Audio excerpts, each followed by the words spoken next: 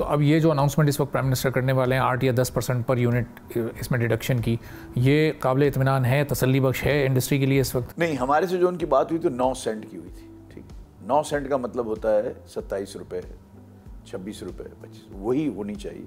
ये जो है ना, ये 2 रुपये 86 पैसे की मैं बात सुन रहा हूँ, इससे कोई इतना बड़ा आएगा नहीं। जो हमारा प्रोग्राम है जिसके ऊपर हम चल रहे थे, हम ये समझ के चल रहे थे, हमने कुछ एक्सपेंशन भी किया है, तो कि ये जो है ना इसके ऊपर इतना बढ़ना चाहिए। अच्छा, मैक्रो इंडिकेटर्स जो इस वक्त हैं मुल्क के, वो तो सब अंडर कंट्रोल हैं। हम ये देख रहे हैं कि इन्फ्लेशन रेट को भी कंट्रोल में लिया है, जो इस वक्त इंटरेस्ट रेट है वो भी कंट्रोल में है। ये भी बुरा है। आपका जो इन्फ्लेशन जो नीचे चला गया 1.5 हो गया, अभी डिफ्लेशन की बात कर रहे हैं, तो ये ठीक नहीं है।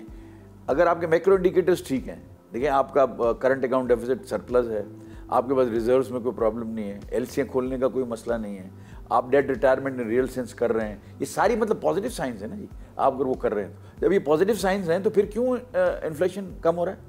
इन्फ्लेशन का मतलब ये होता है कि आप जब आपका बायर्स बाई करता है, सप्लाई एंड डिमांड का ये सारा केस है, अगर वो करता है तो फिर कैसे ये क्यों कम हो रहा है? अगर ये कम हो रहा है तो इसकी वजह तो कुछ ना कुछ तो होगी। वजह ये है कि जो बायर्स हैं, जो आपकी मिडिल क्लास है, वो बायर है आपकी, वो मिडिल क्लास जो है ना, उसके पास पैसे नहीं है।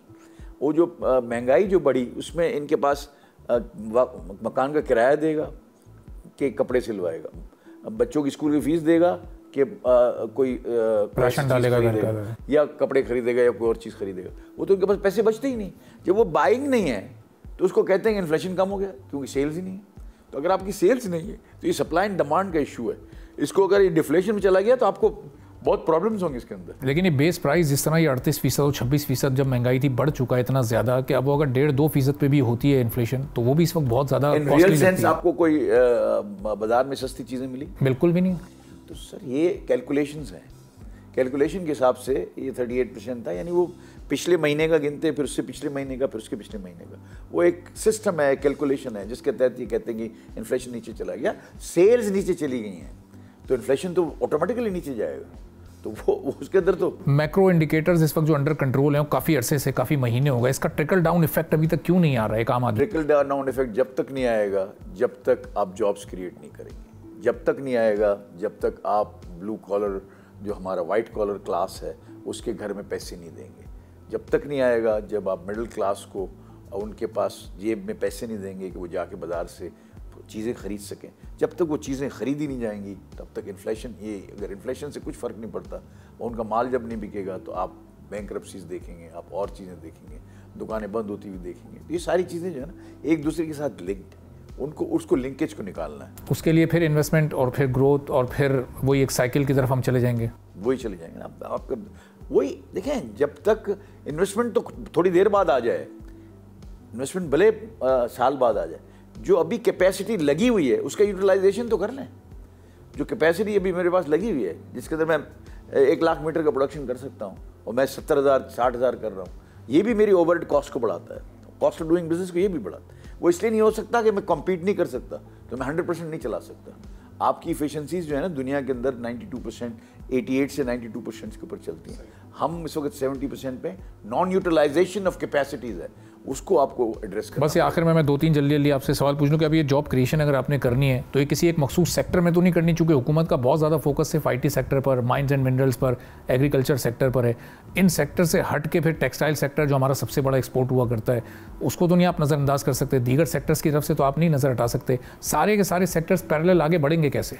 देखें, ये जो अभी जो मेहनत हो रही है वो सिर्फ टेक्सटाइल के लिए नहीं हो रही, अब सारे सेक्टर्स को लेके चल रहे हैं। एक बात का तो बिल्कुल इस गवर्नमेंट के अंदर मैं इम्प्रेस हूँ कि ये उन्होंने काम किया है, सेक्टोरल काम भी वो उसके ऊपर कर रहे हैं। एग्रीकल्चर के ऊपर अपना फोकस भी है, एग्रीकल्चर की वैल्यूएडिशन के लिए हमने अभी मैंने उसको प्लान किया था, इट्स माय ब्रेन चाइल्ड, जो हमने लाहौर के अंदर प्रोसेसिंग, फूड प्रोसेसिंग के नाम से एक एग्जीबिशन की, जिसमें कोरिया से, चाइना से, जर्मनी से, इटली से मशीन मैन्युफैक्चरर्स बुलाए कि आपका जो प्रोड्यूस है उसको आप वैल्यूएडिशन कैसे कर सकते हैं। उस वैल्यूएडिशन बड़ा कामयाब हो गया वो, अल्लाह की मेहरबानी से, और वैल्यूएडिशन शुरू होगा पाकिस्तान में, क्योंकि वो मशीनें लेके आए थे, वो डिस्प्ले था उसके अंदर, जब सारा कुछ किया। और वो एक फैक्टर है जो एग्रीकल्चर को और हम पाकिस्तान को बचा सकता है। हम अगर ये 8 बिलियन का जो हमारे पास रॉ एग्रीकल्चर प्रोड्यूस है, इसको अंदर हम सिर्फ 25% को वैल्यू एडेड में किलोग्राम से ग्राम्स पे आ जाएं बेचने में, पैकिंग्स में, इसमें उसमें। तो मेरा ख्याल है कि यही आपका एक्सपोर्ट जो है ये बहुत बड़ा फ़र्क डाल जाए। सही। अच्छा, एक शिकायत जो हुकूमत को बिज़नेस कम्युनिटी से है कि जो रिटेलर्स हैं, जो कराची का काम या पूरे पाकिस्तान का काम ताजिर है, वो ख़ुद को टैक्स नेट में लेकर आने को तैयार नहीं है। ताजिर दोस्त स्कीम आई, हमने देखा वो नाकाम हो गई बुरी तरह। उससे अरबों का टैक्स कलेक्ट होना था और वो उसमें चंद 100 लोगों ने, चंद हज़ार लोगों ने मुश्किल अपने आप को रजिस्टर कराया। ये कोई ट्रस्ट डेफिसिट है गवर्नमेंट पर? ये क्यों इंटेंशनली? आप मुझे बताएं कोई क्यों नहीं आएगा? अगर आप मुझे ये बताएं कि कोई क्यों नहीं आता? इसलिए कि हमारा टैक्सेशन का निज़ाम बहुत ज़ालिमाना है। हमारा टैक्सेशन के निज़ाम के अंदर जो पकड़ है, हमारे यहाँ इंसेंटिवाइज टैक्सेशन नहीं है।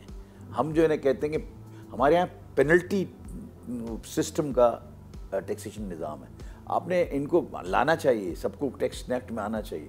टैक्स नेट नहीं बढ़ेगा तो मुझे ज़्यादा तकलीफ़ है, हमारी इंडस्ट्री को ज़्यादा तकलीफ़ है, क्योंकि फिर वो इधर से कलेक्ट करते हैं। हालांकि सबको पार्टिसिपेट अगर हो जाए, सब थोड़ा थोड़ा अगर कंट्रीब्यूट करें तो होना चाहिए। लेकिन आप किसी को पेनलाइज करके, उसके ऊपर रेड करके, उसकी दुकानों को बंद करके, सील करके आप नहीं ले सकते। आपको उनकी टर्म्स के ऊपर उनको टैक्स नेट में एक दफ़ा लाना होगा। जब इनको लेके आएंगे उनको भी लगेगा हाँ हम पार्टिसिपेट कर रहे हैं। देखिए, कोई भी पाकिस्तानी चाहता कि मैं मुफ्त में बैठ के खाऊं। अगर मैं इस मुल्क का जो जितने फैसिलिटीज़ हैं वो अगर इस्तेमाल करता हूं, तो हमको जो है ना आपको आगे जाना चाहिए। तो उनकी टर्म्स कोई, अगर आप चूँकि उनकी इस वक्त एक तरह से रिप्रेजेंटेशन भी कर रहे हैं, तो ये मैसेज अगर हुकूमत तक भी आप पहुँचाएंगे, उनकी टर्म्स या सॉफ्ट टर्म्स या इसका वे आउट क्या हो सकता है? हमने बैठ के किया कि फ़िक्स टैक्स का जो है ना निज़ाम है, हम आज से 4-5 साल 6 साल पहले कि हमने जो है ना सारा वर्किंग की, कराची चैम्बर में मीटिंग हुई, सब कुछ हुआ और हमने सारा कुछ निज़ाम उसको बनाया, लेकिन वो चल नहीं सका। वो मतलब ये कि इसमें कुछ अनासिर है। बहरहाल देखें, बात ये है कि पॉलिसी बन सकती है, पॉलिसी जो लोग देने वाले हैं उनके साथ बैठ के बन सकती है और आपके टैक्स नेट को आप बड़ा कर सकते हैं, क्योंकि ट्रेड बहुत बड़ी है, इंडस्ट्री तो थोड़ी है।